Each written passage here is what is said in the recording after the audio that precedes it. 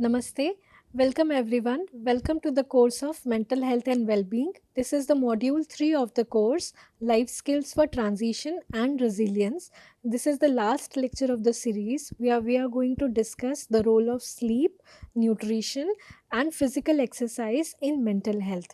In this module we have discussed about resolution, time management, goal settings, emotional regulation, conflict resolution, and now we are coming to another important aspect for mental health, that is focusing on your sleep, focusing on the nutrition, the food we eat, and focusing on the physical exercise that would help shape our mental health. When we understand sleep, nutrition, and physical activity, these three lifestyle factors are not just good for your physical health, they are the foundation pillars of your mental health too. Let's understand them by using this biopsychosocial model.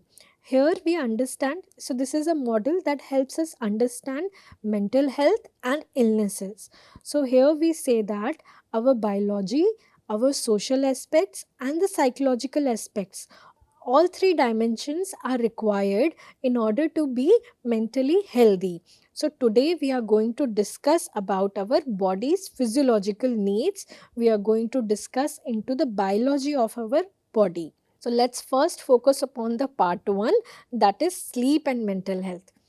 So many people, while they understand sleep, they just say that we are just resting in this period, or when we go to bed and we lie down, it's just a passive process. We don't have to do anything.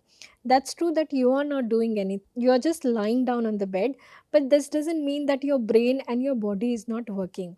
So sleep is nothing but an active process. Throughout the sleep, your brain is working continuously. Your brain goes through different cycles, and here your brain manages the emotional regulations, memory consolidations happen, cognitive performance like your attention and the problem solving keeps happening. And then there are different kinds of sleep actually.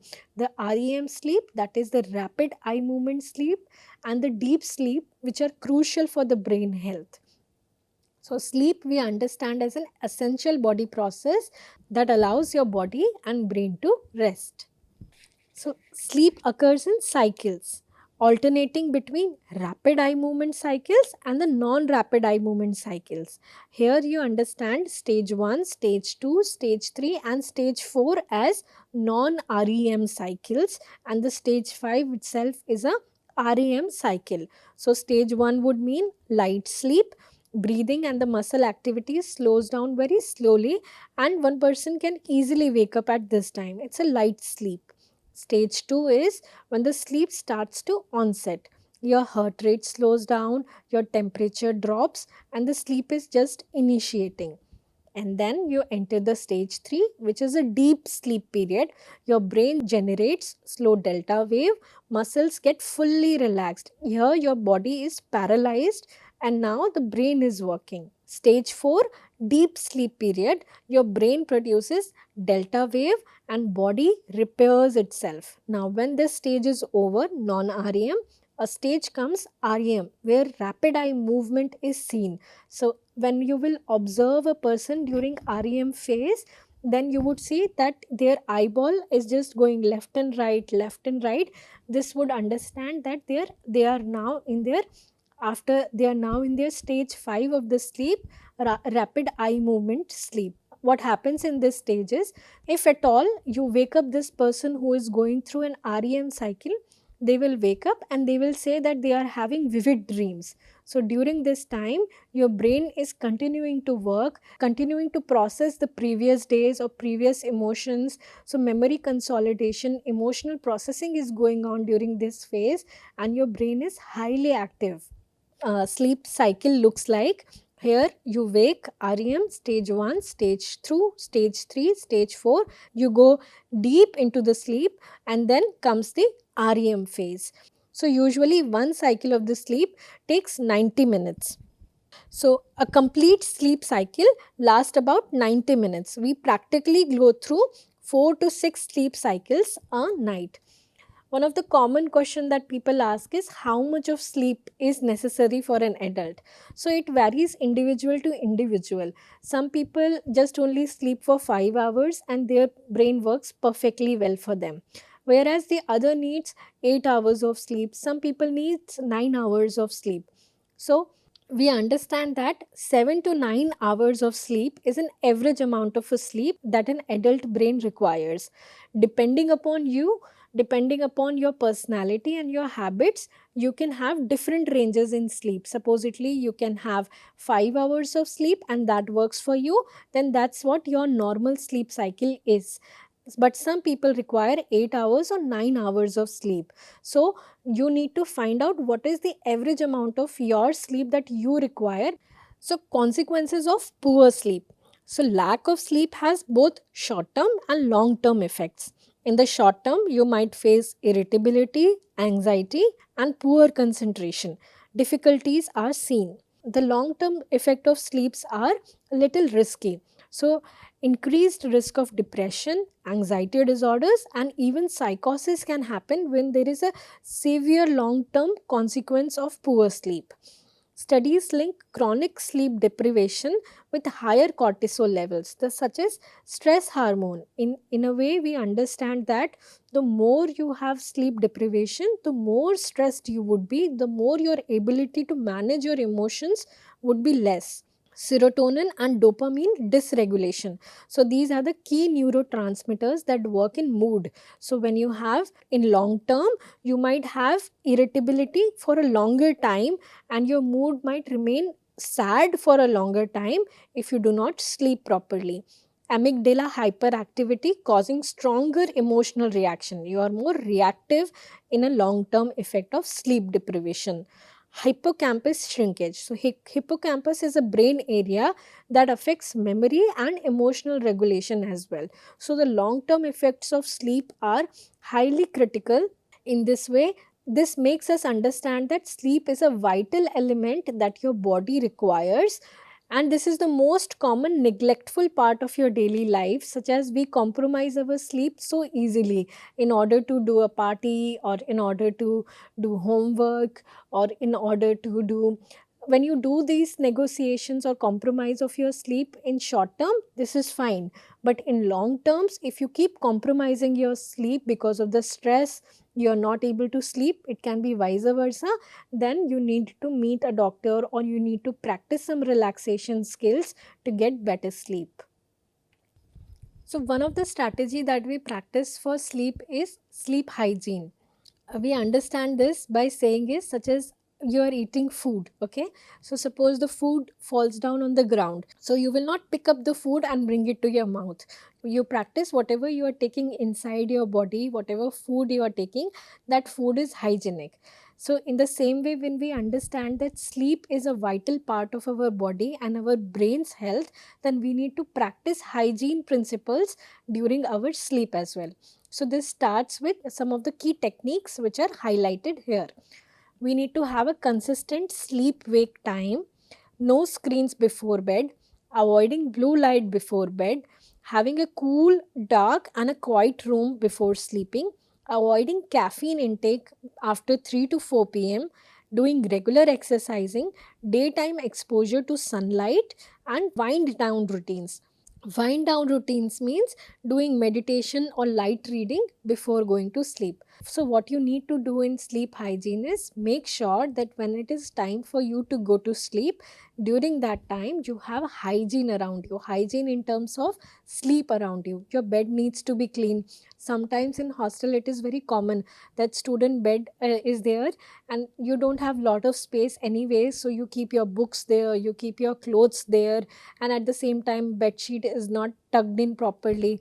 So this again results that it's not a very hygienic sleep. You might have a very restless sleep throughout the night. So what you need to do is create more hygiene around your sleep. What you need to do is clear all the elements. Any other there is nothing required rather than your blanket and your pillow. So that's the only thing that needs to be there when you're going to sleep. Just lie down on the bed and keep your mobile phones very far from you, in a way you don't reach out to them. This also helps in waking up. When you set up the alarm, you need to go across the room to cancel your alarm or to shut down your alarm. A very good practice to wake up as well. What you need to also do it, that you have to have a quiet room. Your room needs to be calm. You can listen to some calming sounds, such as some people like hearing to white noises where they see water running or birds chirping, or just some music that again soothes you, calms you. Winding down routine, here we also say that you prepare your body to sleep, you prepare your body to rest completely. Another technique that we practice in sleep hygiene is when we lie down onto the bed and we are trying to sleep. The sleep is not being initiated. Then what you need to do is, after the 20 minutes have passed, maybe you have turned and crossed in your bed. Now what you need to do is, you need to get up from the bed and sit on a chair. Now the 20 minutes have passed, sleep has not initiated, so you don't know the time exactly, but approximately you realize that half an hour or 20 minutes have passed. So you get up from the bed, sit on a chair. Now start doing the most boring activity you can think in the world. So what I suggest to the students here is, start reading any book physically rather than on your mobile or your laptop.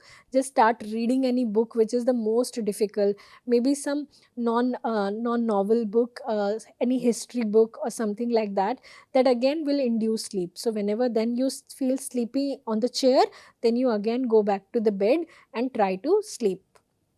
Another technique that you can do to initiate sleep is counting backwards, such as you can start from the number 500 and you can slowly count 499, 498, 497. So one number per second. Here what happens is, slowly, slowly, slowly, you're making, this is a boring task, very boring task in fact, and this helps your brain to sleep, calm down, instead of overthinking what I should have said there, what should I have done here. Instead of over analyzing the situation again and again in your mind, you are kind of creating a very boring task for your mind, and this again helps you to unwind, focus on the words that your mind and that your brain is speaking. And what happens is, maybe you are at 460 and then you forget the time, like you, some thoughts, very particular emotions come and you forget whatever the previous number that you remember. Come back to it, such as you remember 460, so come back to it. 460, 459, 458, like that you continue again. Slowly the sleep will initiate and you won't even know it. Let's understand the other parts in this module, such as nutrition and the physical exercise. So let's understand how they also impact our sleep. We move on to the second part of this lecture, nutrition and mental health. Our brain is a metabolically active organ. It is just 2% of the body weight, but it uses 20% of our energy that we consume. So it depends on a steady supply of nutrients.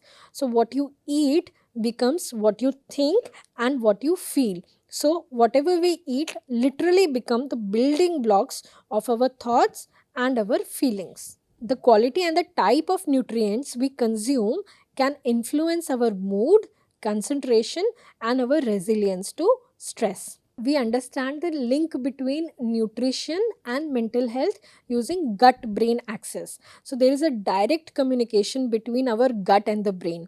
So this is known as gut brain axis. So this nerve that is highlighted in this picture in the yellow color, vagus nerve.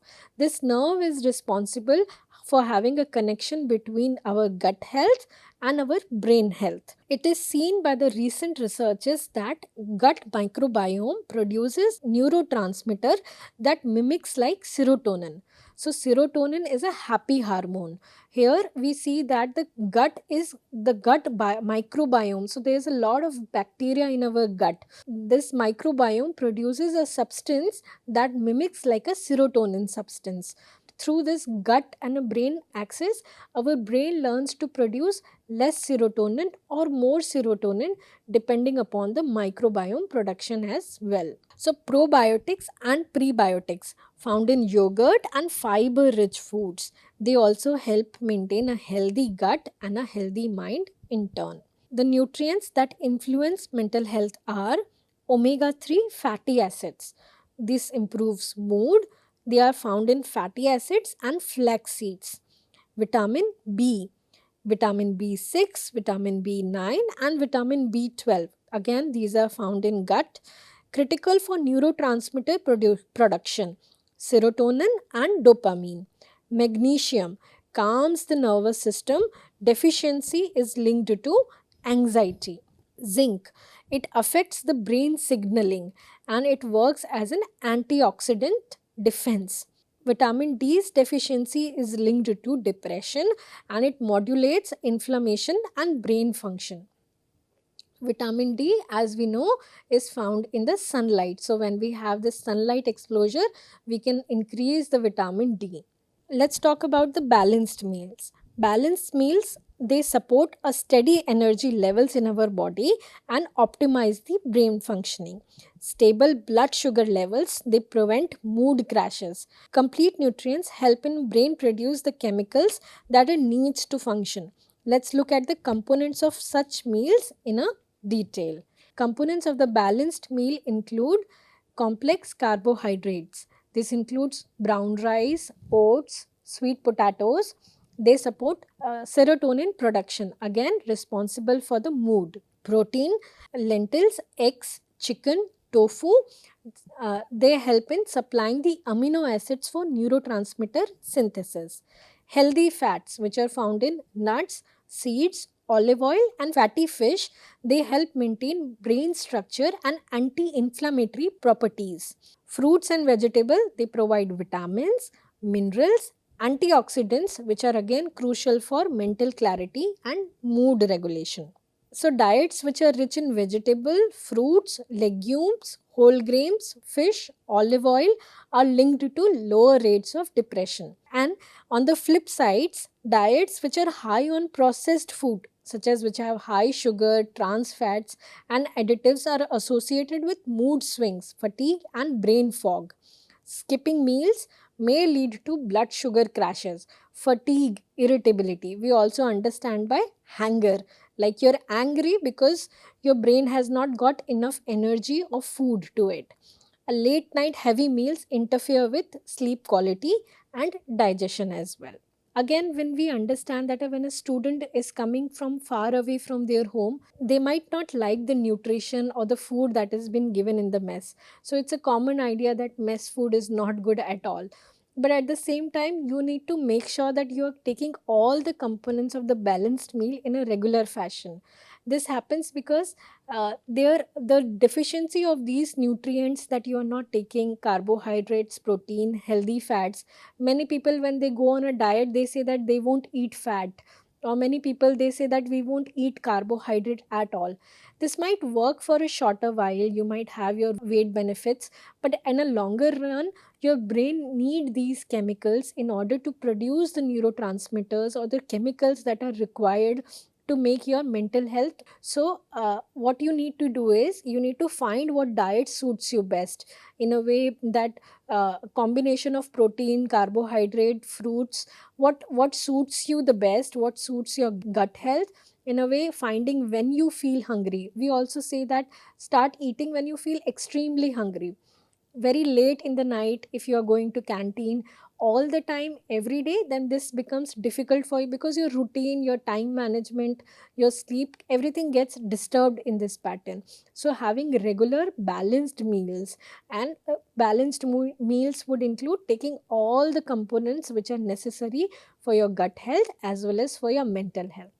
One of the common factor that is highly neglected in mental health and nutrition is water. Under a very stressful day, we easily neglect having water, but this has severe damages to our brain. Let's understand how. Hydration and mental clarity. Our brain is approximately 75% water. Even mild dehydration, maybe 1 to 2%, can impair focus and attention, short term memory, mood, increases fatigue and anxiety. So, recommended daily water intake is 2.5 to 3.5 liters per day. A very simple rule that you can practice is aim for 8 to 10 glasses of water per day. Adjust this with activity and climate. Supposedly, the climate is very hot, you can increase the water intake. And include hydrating foods as well. They also say that eat your water. Here you can take cucumber, watermelon, oranges, and some soup to balance the water intake that you might have taken. So many a time students come in a very hazy state. They have this kind of a mental fog, what to do. They are very confused, they are hungry, they don't want to eat anything. So at this time, what needs to be done here is you just simply consume 1 glass of water, if that helps, or 2 glass of water, that helps. So usually water can prevent brain fog, and water can give your brain some energy to do a minimal amount of work to get out of your room. And then it again is a fluid that helps your body retain calmness. The third part in this lecture that we are going to discuss is physical activity and mental health. The biological benefits of exercise include boosts of endorphins. Endorphins are natural mood lifters that are found in your brain. Increase serotonin and dopamine levels, promote brain derived neurotropic factors BDNF. They enhance the neuroplasticity and resilience. So exercise again is a commonly neglected part of our day. We often go from one task to another task, and we fail to exercise, we fail to move our body anytime. So this again has an in a long term has a consequences for our brain health. We do not have enough natural endorphins that our brain can produce, and we are not getting enough serotonin or dopamine activity as well. When you do regular exercises or do enough exercises as well, this reduces the symptoms of depression compared to antidepressants in some studies as well. It reduces the symptoms of anxiety, it reduces tension, boosts energy, and work as a stress buster. In some studies, it is also found that exercise can help improve the focus and executive functioning. These are the two symptoms which are impaired in ADHD. Sleep and digestion. The quality of the sleep you're going to have, your gut motility, increase your energy and metabolism while doing the exercise. So, just 20 minutes a day makes a difference. You don't need to run marathons to improve your mental health. Just focus on a full body movement. Full body movements helps to increase the blood flow to the brain. It increases your balance and coordination. Muscle tone and posture are again linked to confidence and mood lifting. So full body movements help release tension held in the body due to chronic stress as well. What you can do here is, so when we understand that 20 minutes of a day in exercise can help your mental health, how to gain it? People usually make routines for themselves, make plan that I will do exercise from tomorrow. I will wake up at 6 o'clock in the morning and do this exercise. And many a time these plans regularly fail or keep failing a lot. Then what needs to be done here? A strategy that we discussed in the lecture 2, temptation bundling. Here what you do is, suppose you are going to have food from your department to your mess. What you can do is you can walk around during this time. Maybe in the afternoon, if you see the sunlight is very high or it's very hot, then what you can do again, include flexibility in your routine, and during your dinner time or maybe after your lunch time or after your dinner time, you can include walking as a ritual in your daily habit. I also suggest to students, when they come down from their room and go to the mess, then instead of going after your dinner or your lunch, instead of going impulsively back to your room again, what you can do is you can exercise, you can walk during that time, you can digest the food. It again helps motivate your mood, it again helps build more balance, more coordination. Doing 15 minutes of walk just after you're eating would also, again, 15 minutes in the lunch and 15 minutes in the night. This might not be a very high brisk walk, but a stroll walk, even that is better than having no exercise or no full body movement at all. One important aspect of physical exercise is sweating. Sweating does more than cool the body, it also contributes in mental clarity. It works in detoxification. It removes the stress, byproducts, and environmental toxins. It triggers endorphin release and signals physical release, promoting emotional release as well. Thinking how you feel post workout. Supposedly, any person goes for a run. So, post workout, maybe 10 minutes of run, 2 minutes of run, you might feel lighter and calmer. Sweating through exercises acts like a reset button to the nervous system. Another thing that you can do is, then you can exercise in the nature. So using bundling exercise along with the nature has a double benefit.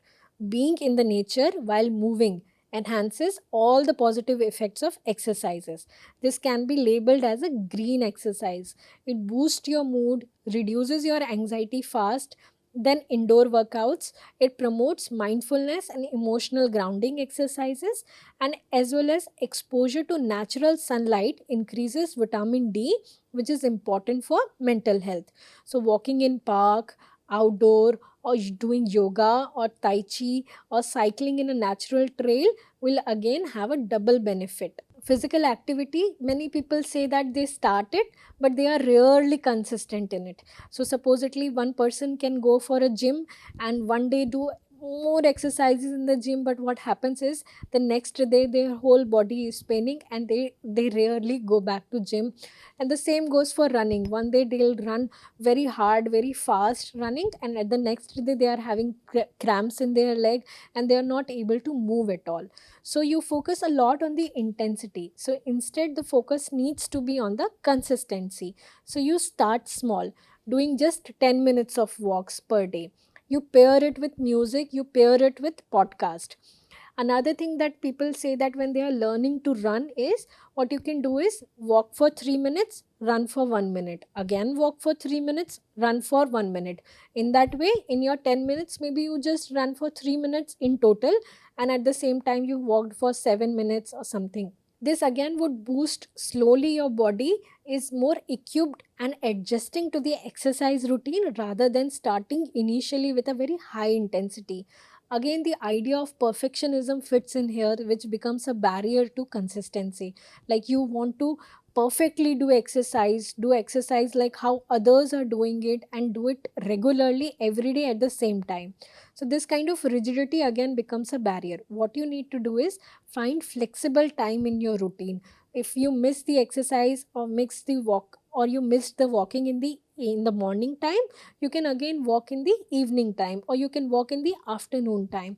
Find small slots for yourself to do this physical exercise. Even stretching, just joining your fingers, stretching your hands straight, stretching your hands above, doing neck, and doing just moving your body or shaking your body, even that helps in um, finding the rhythm to get more energy flowing into your day. Now we integrate all of these three. We integrate sleep, exercise, and nutrition.